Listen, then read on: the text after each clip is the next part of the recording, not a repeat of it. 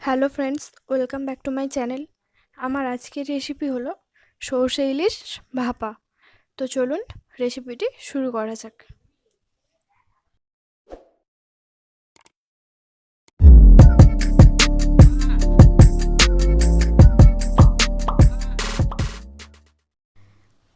এখানে নিয়েছি আমি হলুদ গুঁড়ো, লবণ আর লঙ্কার গুঁড়ো। আপনারা লঙ্কার গুঁড়োর পরিবর্তে কাঁচা লঙ্কা ব্যবহার করবেন।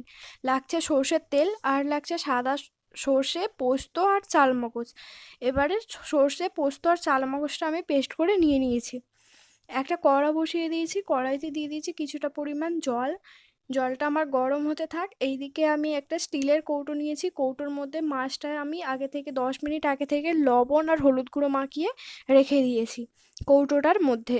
এবারে যে মশলাটা পেস্ট করে নিয়েছি সেই মশলাটার মধ্যে দিয়ে দিলাম আমি স্বাদ অনুযায়ী লবণ, আর দিয়ে দিচ্ছি অল্প একটু হলুদের গুঁড়ো, মানে ছোটো চামচ আর হাফ চামচ হলুদের গুঁড়ো দিয়ে এবারে মাছটার মধ্যে মশলাটা আমি ঢেলে দিলাম। ঢেলে অবশ্যই স্টিলের কৌটো নেবেন, যে কৌটোর মানে ঢাকা আছে এরকম দেখে নিতে হবে। দিয়ে মাছটার সাথে ভালোভাবে মশলাটা মাখিয়ে দিলাম। দিয়ে এবারে এর উপর থেকে দিয়ে দিচ্ছি আমি বেশ কিছুটা পরিমাণ সর্ষের তেল। এবার সর্ষের তেলটা দিয়ে আমি ভালোভাবে আবার মাছটার সাথে মাখিয়ে নেবো।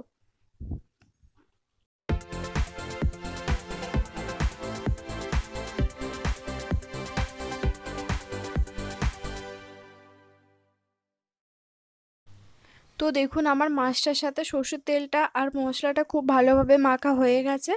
এবারে এর ওপর থেকে দিয়ে দেবো আমি কাঁচা লঙ্কা। আমার কাঁচা লঙ্কাটা দিতে খেয়াল ছিল না, তাই আমি দিতে পারিনি। আপনারা অবশ্যই এখানে দুটো তিনটে বা একটা কাঁচা লঙ্কা দিয়ে দেবেন। দিয়ে টিফিনের ঢাকাটা এঁটে দেবেন, এঁটে দিয়ে উপর থেকে একটা থালা বা কিছু ঢাকা দিয়ে দেবেন।